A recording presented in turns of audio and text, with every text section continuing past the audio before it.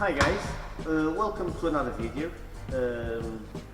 So this video is another sort of technical, not really technical but a bit technical, and it's just also to announce our stopping on the development on the N45 engine. So we call it N44 after all the mods we do on it, because it no longer uses many BMW parts. It's most of the parts we use, like on valve train and everything, it's all our parts.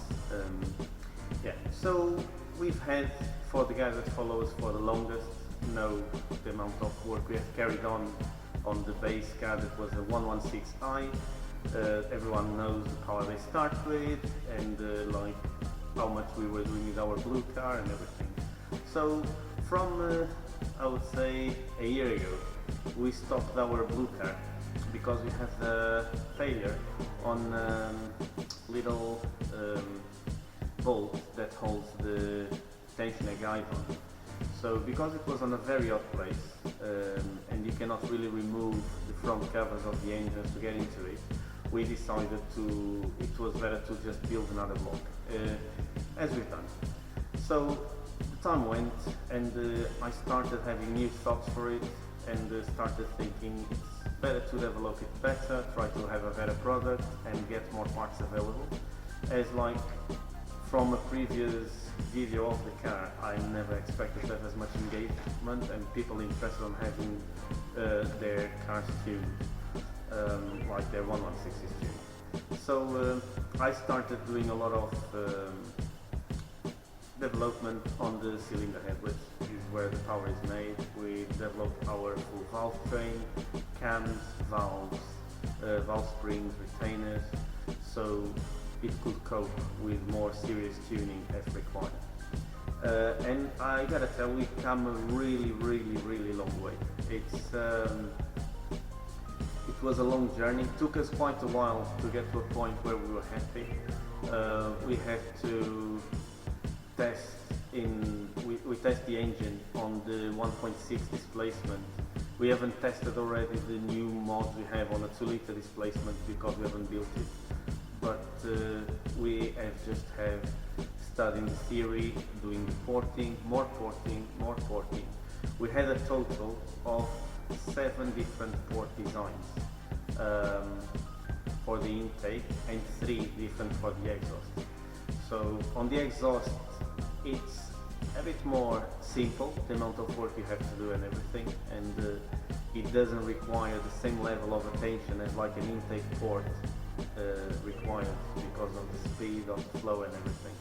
So an exhaust port, unless it's really bad, it's always going to flow well, the air is pushed out, so it's always easier for it to work.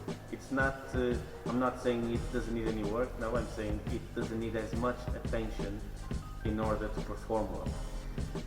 So, as I said, we come a long way. We had the car, like at the time, it was around 217 bhp from memory, from the setup it had at the time, and like we had that cylinder head flow tested, which was a ported head, like big ports and like bigger valves, everything done like as I thought like it would be right on that head with that port shape, which was an unusual port shape for me to work at the time. And then of course I worked with knowledge I had from previous heads, but as you guys know, we always learning more and evolving and moving on, and then we start working on other areas. Instead of just looking at CFM numbers, which is what I only used to look at, I start looking also at port speed. So the port speed is actually what makes the engine improve torque. So it's the speed of the air, and it goes through the port and enters the combustion chamber, it helps on the swirl, it has a huge number of advantages. So again, instead of just looking into the CFM numbers, which is the thing I worked with previously, I started looking port speed. And when I've done the first test on the hand, which was quite a while ago now, like the CFM wasn't bad, but the port speed was a bit low. This is to say the least. It's to be like very honest about it. It wasn't great at all. It was not a good port speed. The only reason why the car made good torque, and looking back at it, it was not really impressive for a 2-liter engine. Of course, it was not super tuned or anything. It didn't have crazy cams or nothing like it. But the 160 foot-pounds of, or just over 160 foot-pounds for a 2-liter engine is nothing to be really impressed. And then after, of course, having the readouts of the cylinder head, we could really see why the car was not making more torque. So, as I said, we've done quite a lot of work, and we got now to the bottom of it, and like to a place where we are really happy with CFM and port speed. So we have to offer 4 different stages on the cylinder heads. So we'll offer like a stage 1.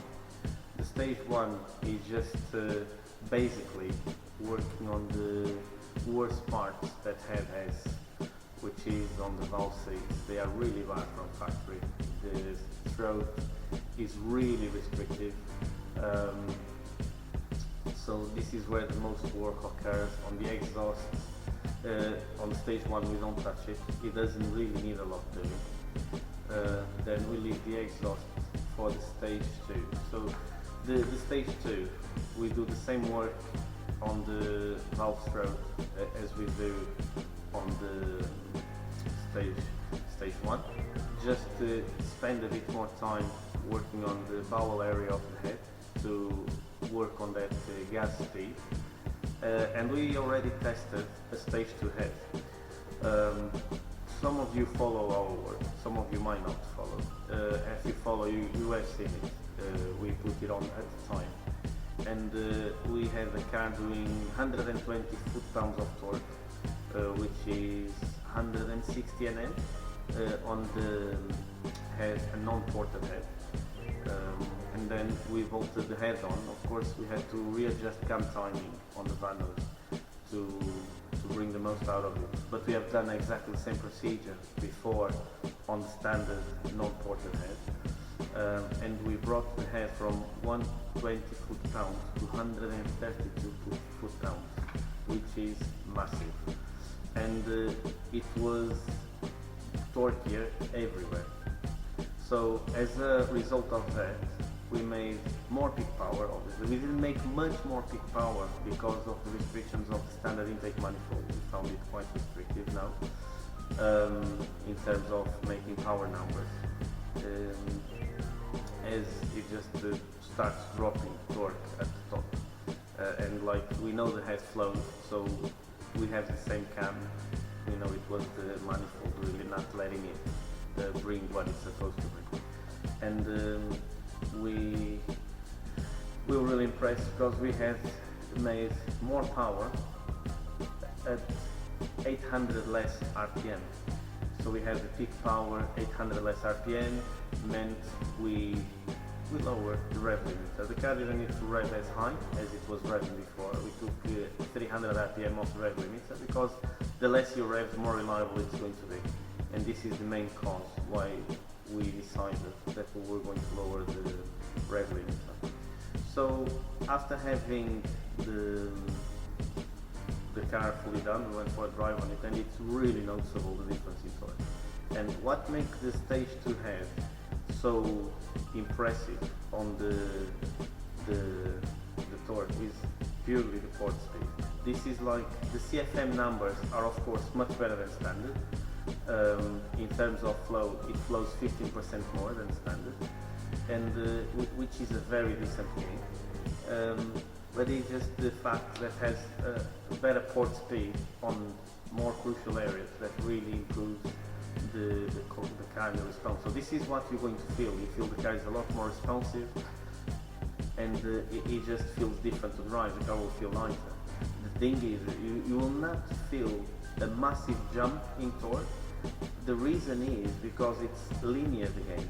So because it came from lower RPM, from the moment you put your foot down, even at the lower RPM, you just feel the car pulls more and keeps on pulling more all the way through. So it's not like it will be slow as it was before and then just shoves all the torque right under your feet. No, it just gains it gradually, so you don't feel it as much. But you've noticed then your acceleration time is going to be very different. But in terms of feel, because it's very smooth the way it delivers it, it's just you see the car accelerate a lot faster. So the stage 3, it's a stage 2 with a bigger exhaust valve. Okay, so all these stages up to the stage 4 use the original intake valve, which is quite large. It's a 35mm intake valve. It's a very decent size. It's very big for a 1.6, to be honest, but if we can make it work, it's good. This is why we focus so much on the port speed, because like such a big valve, to get it to work well, you need to really do a lot of work on the port in order to work with such a small displacement angle. So that's the thing. So stage 3 uses a bigger exhaust valve on top of the stage 2. It's only 1 mil bigger, but makes all the difference. So it's for those that are looking for something more aggressive. Now bear in mind, the stage 3 head, it works with all the standard valve frame.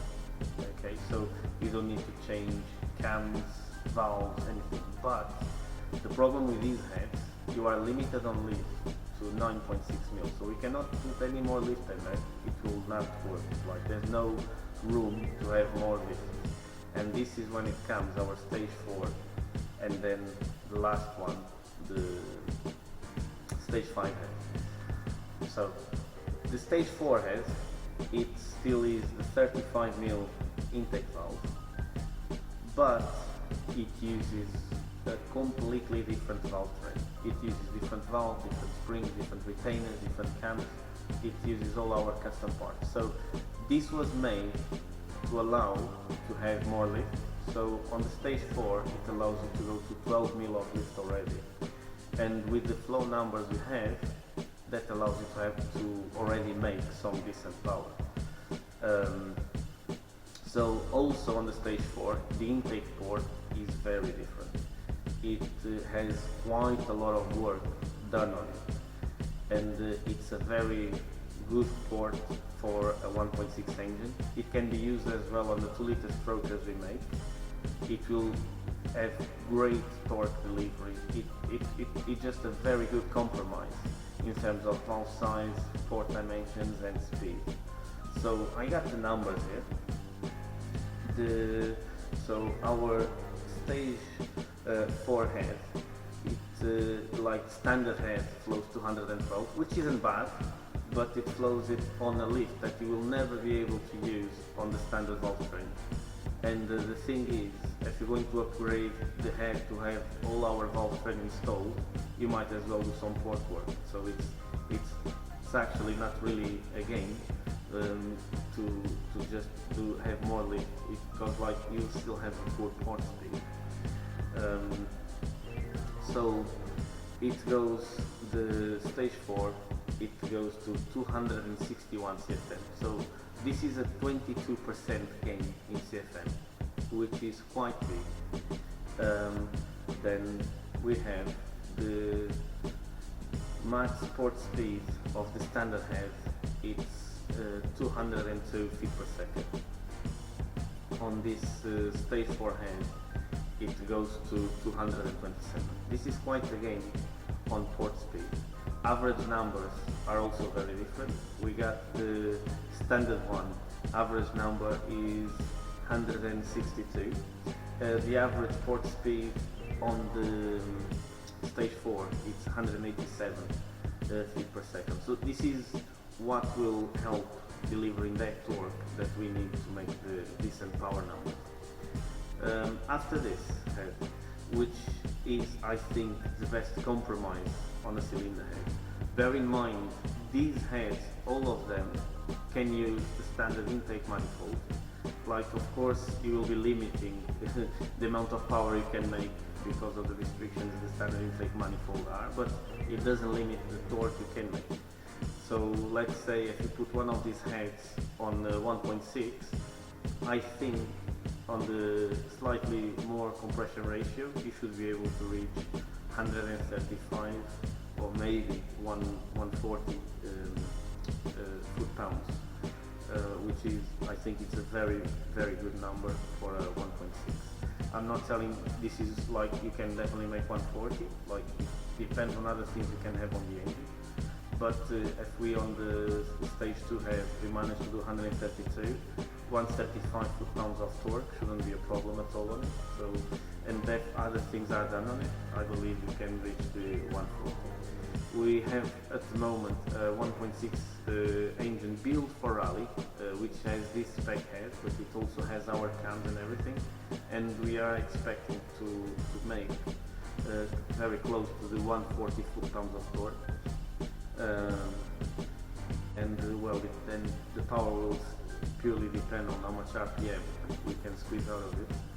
But like I'm more focused on making it very, very torquey. And then like anything over 200 bhp will be good. Remember, this engine starts life at 115 bhp, so making 200 out of it on the same displacement is quite a jump.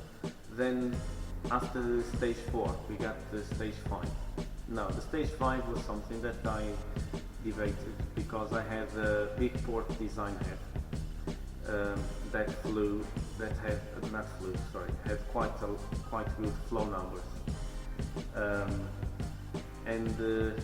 which was this head that you can see cut right here. Now the reason why I chose to do a different port after this one was because in certain areas of the port it was very close from the water jackets, the water channels.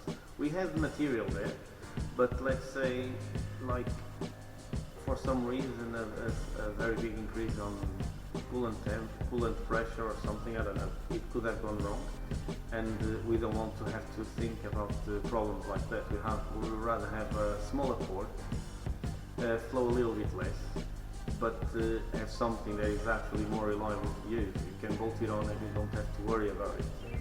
So we came out with another port design. Also, we've done it as we were not really that happy with the port speed, so it uses a bigger intake valve at 36mm. Uses a 30mm exhaust valve, which is not that big, but doesn't need to be that big because we're not aiming to make like any more than 250 to 160 bhp. So it's a head that has to be able to do that power, and that's it. If it does that, I think it's very good power to have, because we are building this engine more focused on torque than power. And our aim on torque on this engine is to make as close as possible to the 180 foot-pounds of torque. So it's 20 foot-pounds more than what we used to have, and we generally believe it's achievable with the port speed we now have. So with our previous design with the big port, we had a maximum CFM of 282, which is quite a big number. It's enough CFM on the intake to make close to 300 bhp. So with this CFM, theoretically, you can make 293 bhp. But it's not looking at making that. And the other thing is, it's the amount of lift it requires to do that amount of CFM. It's not something we want to have. We want to have something that is usable, and because it is a road car. We can convert it to a race engine and use the full head capability, but this is mostly to use on a road car that is going to be doing track days and stuff like that. And as I said, we mostly focus on the torque numbers than the peak power itself.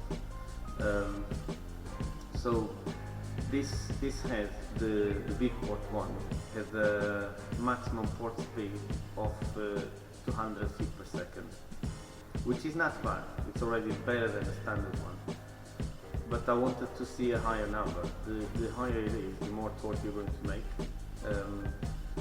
So we had the thing that was like the port speed was lower than our stage 4 had, and we had more CFM because it went from 261 CFM to 282. It's 20 more CFM, which is quite a decent gain. But we had 20 less feet per second on the maximum speed of the port. So we wanted something, we wanted it to be better everywhere, not only on CFM, but we wanted to also have better port speed. So I decided to have a redesigned port again. So I started from scratch and done the port that I thought would work, of course. By then, with all the knowledge acquired from the flow bench data that I have from all the other previous heads, and it's making a little bit less CFM. It's at 272, 10 less than before, but maximum port speed went up to 242. So now we have a port that flows 10 more, but it has like peak speed 20 more as well in feet per second than the stage 4. And this is generally what I call a proper upgrade, because we don't want just to have flowing more, we want it to be also more usable. Now the other thing we managed to do as well, which is an area that is extremely important, we try to make as much flow as possible at low lift. So even at low lift we have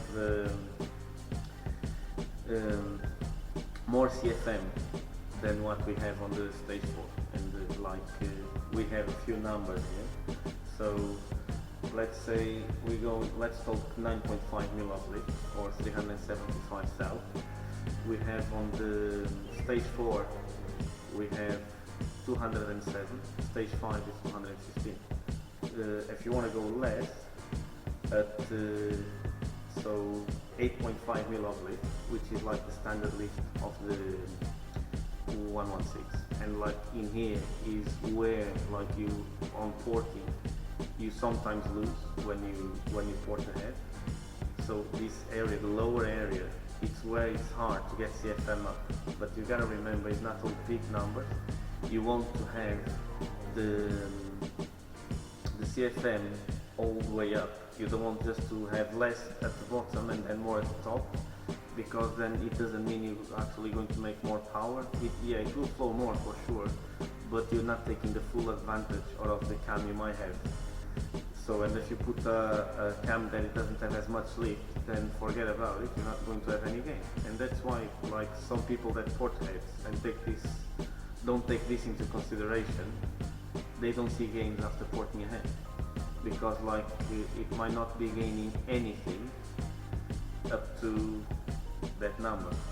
Now we have at 8.5 mil of lift, our stage 4 flows 207 and the stage 5 flows to 15. I also have the number of the previous one that was going to be stage 5. Was 220. It's not a big difference, but I prefer to have 215 with a higher port speed than 220 with a lower port speed. You have to remember it's the amount of air it takes in on a short period of time. It's the speed. So it's like you have, let's put it this way, we have like on a traffic light coming on into a junction, you can have 10 minutes passing at 20 miles an hour on that certain amount of time, or on the same amount of time you have 10 for transit but passing at 30 miles an hour. So in terms of volume or density, you're going to have a lot more, and this is what brings the torque up. So actually it's less CFM but can make more power, if you understand, like not on peak numbers, okay, because that ultimately that's where the CFM really plays role, but then you need to rev your engine to bring the port speed up, and I rather work on an engine that you don't have to rev it to have the power. And for the person that follow me, you guys know, like, this is the way I like to build engines. They rev because they can rev and they make power all the way to the end, but you don't need to rev them to go fast. You know, you can happily drive fast just using mid-range, and this is what makes a car nicer to drive. So now back on it, it's we go then at so the 10.5mm of lift, which is a cam we have available as well. We have cams available for this. We use 9.5mm, 10.5mm, and then we got 11.5. It's and then we have a super aggressive one, which is going to be tested. I don't know when yet,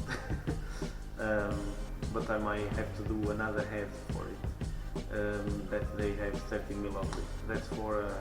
I was expecting to do 1.6 to go to around 240 bhp NA, and this is why I designed these cams with all that lift.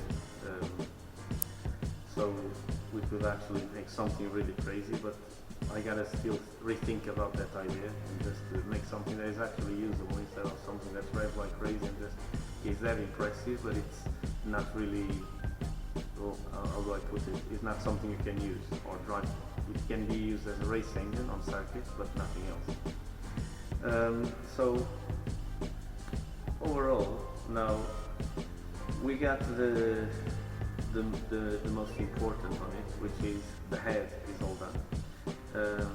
So it's, as I said, we are quite pleased with the result we achieved, and of course, like, to come to here, it shows more. I worked on the flow bench and working on the speed, more I've seen like how bad the first head was. I can run you some numbers. So we had the maximum port speed on the first like big head we had on the car.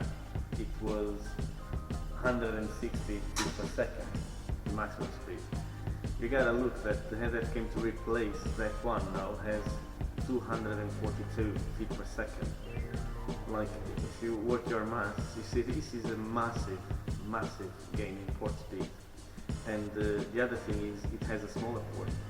Now the port speed is not just because it has a smaller port, it's because the port shape is actually very different. It's not, doesn't have the same shape in any place. We focused quite a lot of work on the most important areas of the port just to make sure things work well. There's other phenomena that occur inside the port after a valve shut that we took into consideration. So there's a lot of science behind porting that some people don't understand, and we studied. That's why it took us so long and spent quite a lot of time and money, as you might imagine, on pushing this to next level, because we want to have something that people haven't achieved. But not only that, we want to be different as well. It's like our politic on cars is not like, we don't want to make the biggest big numbers. We want to make the cars that are the most fun to drive. You know, a car that you drive and you get out of it with a smile. To drive it fast, you don't have to rev it like till it almost blows up to make some power. We want you to have a car that you can drive and have fun on. Like, it has to be an experience to drive. It's not the big power that makes the experience on a car. It surely counts having big numbers. It helps on the experience you're going to have. But generally, from my own experience, is when you have a car that is really powerful, well, all it happens is you drive it till you get used to it, and you will want more power. And then the problem is, most of the times we're driving on the road, and we got too much to lose, most of us, to keep on driving silly or cause any grief. So instead of making things that are focused on just very high power numbers, we focus on building things that are fun to drive. You can go for a blast on the B road and have the most fun out of it, you know. And then because you'll have the torque everywhere, you have a car that accelerates in any gear. It just pulls through the gears, you know, and you will enjoy it more. You go on a track day, come out of a corner, you put your foot down. You will never be on the wrong gear because the engine will always have torque to pull you away from the gear. You will not have to wait for a certain RPM for the car to move. That's the things that are from the past. Nowadays, with all the technology available, and surely this is one of the things I like the most, is having the double vanners on these engines, that it allows us to make a torque curve that till the time I started working on this was never possible. And this is one of the biggest reasons why I moved on into this engine and left the M44s. M44s are a very special engine to me, and most of you know what I can do with them. But I think this engine really is a leap forward in terms of what can be done on a 4-cylinder engine. Besides that, it has also the side that is much lighter.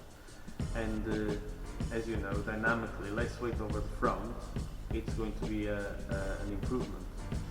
So this is the thing. It's like, it's a roll of things. It's a conjunction of things that make this engine better. And this is why we put so much effort into developing it. So we got now this engine, we got everything available for it, from the top to bottom, including con rod and pistons, which is going to be all the parts we're going to be using on our 2 liter. So just on a little observation at the end is like when I was today putting all the numbers down, and I went back to see what we've done before and like generally port work is not guesswork. There's no guesswork that is going to work well, because when we look at something we think it will work, and then you put it on the flow bench and it doesn't. And for people that are learning how to port heads, it's essential to pay the money and have like someone flow testing the things for you, so you have a better understanding of what you're doing on the port. I don't want to say people not to do it. It's hard. It is hard, but if you want to do it, do it. But at least do it right. And then don't claim bold figures without having tested what you've done. So put the time on it. Improve yourself. You know, it's always, I choose to improve myself over and over again, and this is why I keep on pushing it and developing more and try to get more, spend time on dyno, try new designs, try new parts, fabricate more, you know. It takes a lot of time and effort to keep on doing it, but the end result, it's so much better, you know, and there's no better feeling than you just improving over yourself again. It's great. So now when I look at the numbers, like for example on this engine, the head I had before used to do, it used to flow with a big port, it used to flow 242 CFM. Now with a small port it flows 272 CFM. It just shows, you know, it's a bit laughable. Port speed is up by, max port speed is up by 80 feet per second, and then the CFM is up by 30 CFM. It's all because it was all studied and thought thoroughly. There was no detail that was left without thinking about it. And then of course, this is why when we bolted even the stage 4 head, the stage 2 head on our test engine, it brought up 12 foot-pounds of torque. This is without increasing compression. This is taking head off, porting it and bolting it back on. And this is with no exhaust port work. I just done intake port work, but stage 2 intake port work. I haven't actually done any exhaust port work. But as I said, it's not as important, and I find the standard port works really well on the standard displacement. And the CFM numbers on the standard port are quite decent for the exhaust. So here we go, this is the thing. So again, this closes up the development on cylinder heads for the N45 engine. Next on the line, something that is going to get some of you really excited, is this one.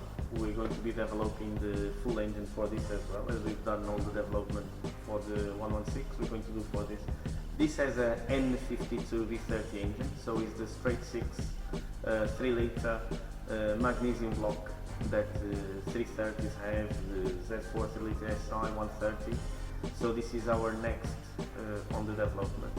I will keep you guys posted in regards to it and showing you like what the engine will be able to do. I will have everything tested standard, and again I will develop the head with the help of the flow vent, trying to get the most as I can out of it. We'll also do some little upgrades, like not little, so like intakes, map. We will develop all of that as well for the people that don't want to have quite a lot done to it, just want a little bit more. We can give that, and then we'll have the full valve train again, cams and everything available for these engines as well. So guys, thank you very much for the time you have been on that site. Been a pleasure. I hope I wasn't too boring, and I hope some of you could learn as well. And stay safe and have a good time. Thank you.